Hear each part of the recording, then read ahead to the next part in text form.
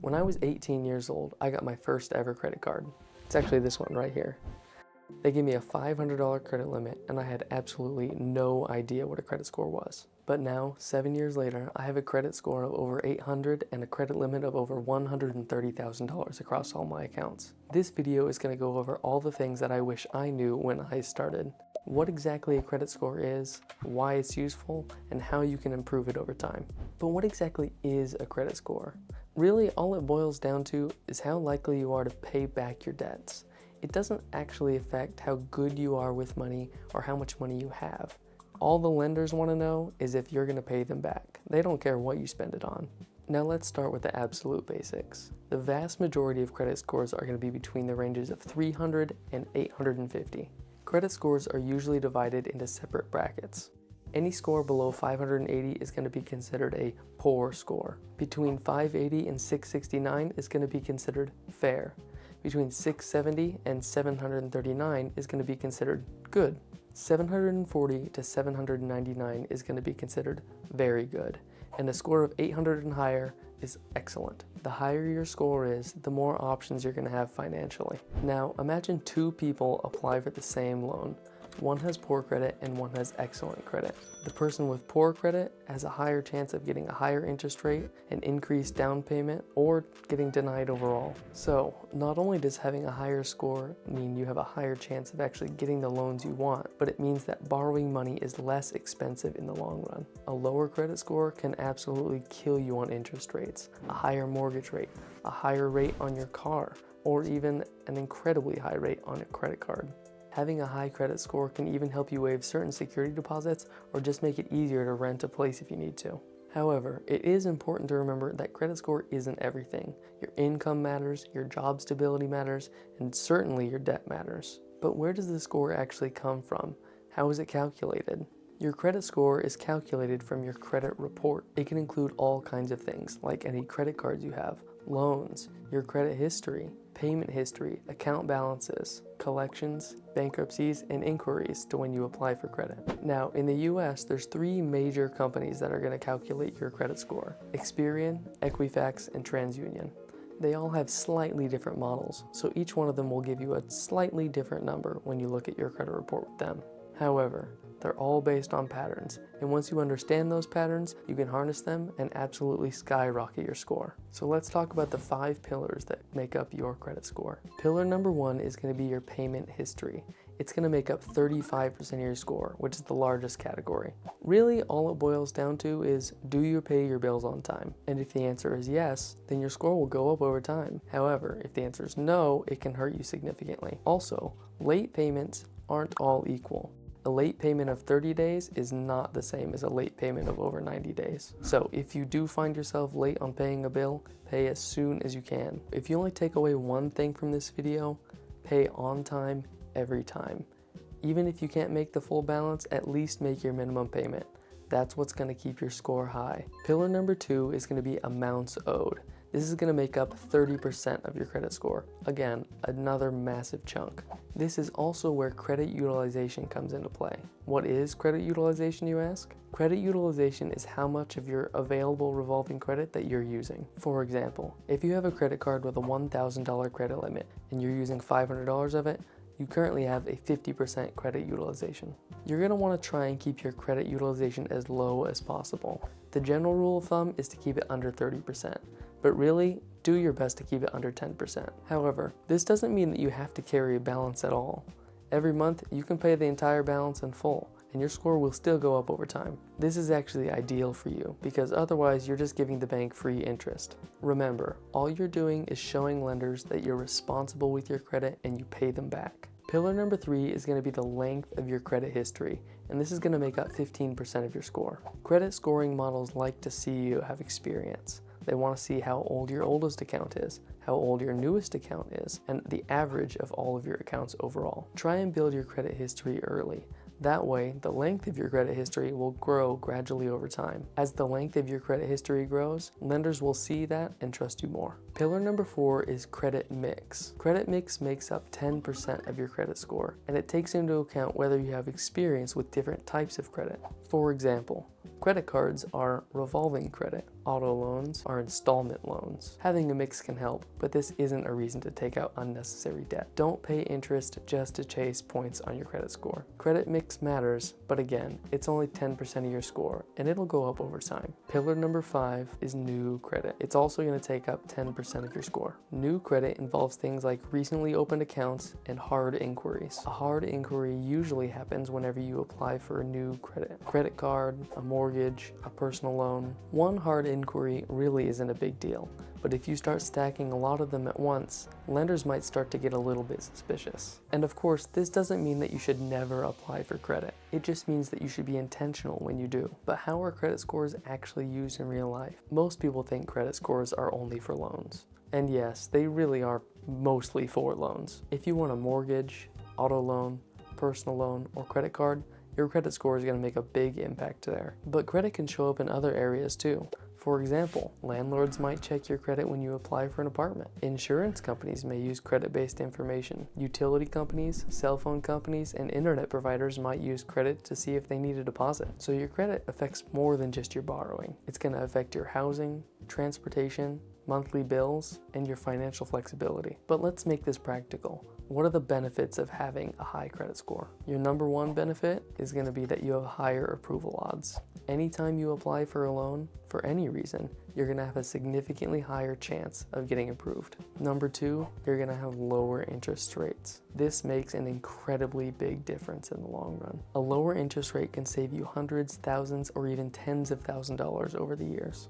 Number three, you're going to get better credit card offers. Higher scores can help you qualify for credit cards with better rewards, lower fees, better introductory offers, and higher limits. Number four, you're going to have more negotiating power. When you have a high credit score, you can shop around. You're less desperate and you can compare lenders and rates before making a decision. You can walk away from bad terms. Number five, you're gonna have lower deposits. A high credit score can help you avoid deposits on tons of things: utilities, phones, rentals. So it really comes down to this.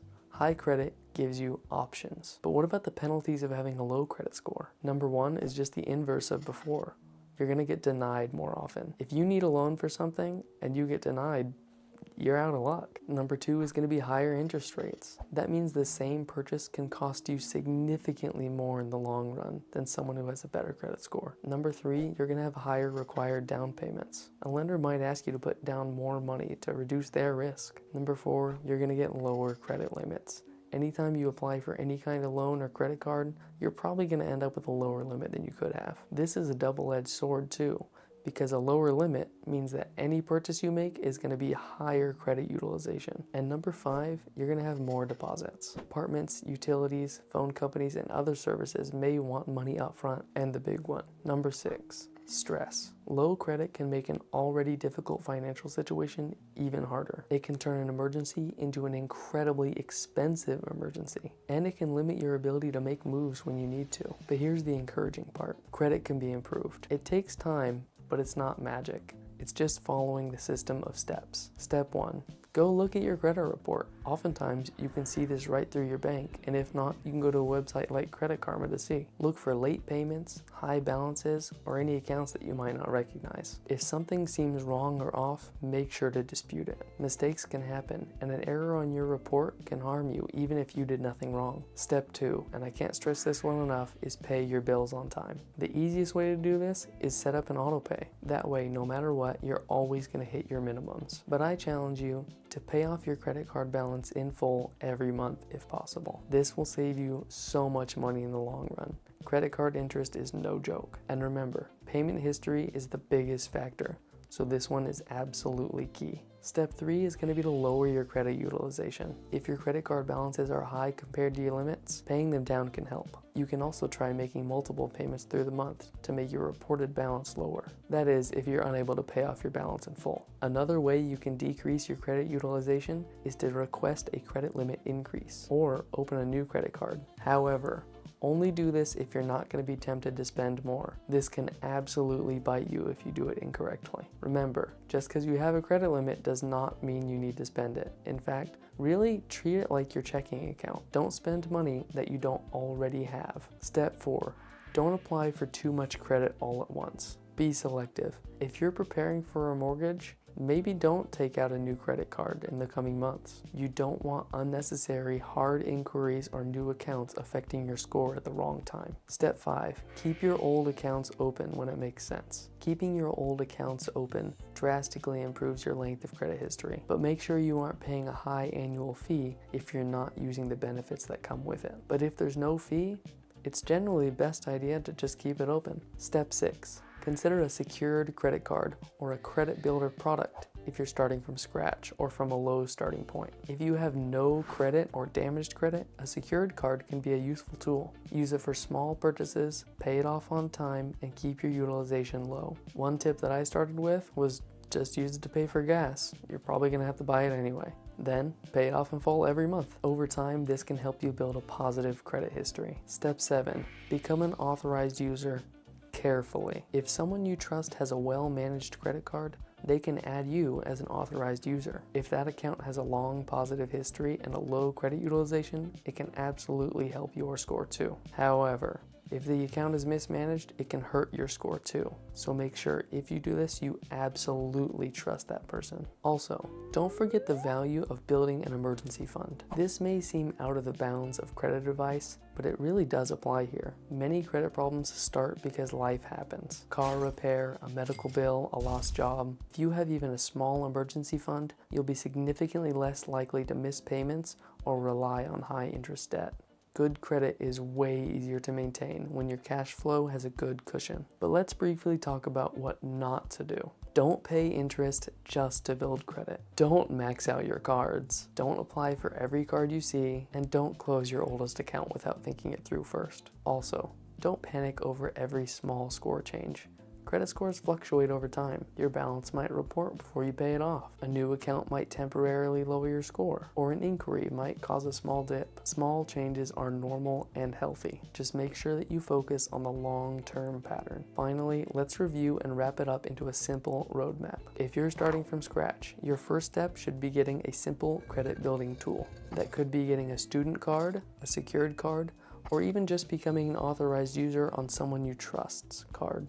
Use it lightly, pay it on time, and keep the balance low. Try that out for 6 to 12 months. Now, if you already have credit but your score is lower than you'd like, your goal is to build consistency. Pay it on time, lower your utilization, keep healthy accounts open, and check your report for errors. If your credit is damaged, your goal is cleanup and rebuilding.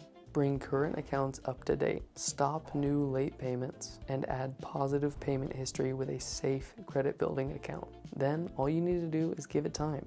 But if your credit is already good or excellent, your goal is simply maintenance. Keep paying it on time, keep your utilization low, be strategic with new credit, and protect your identity.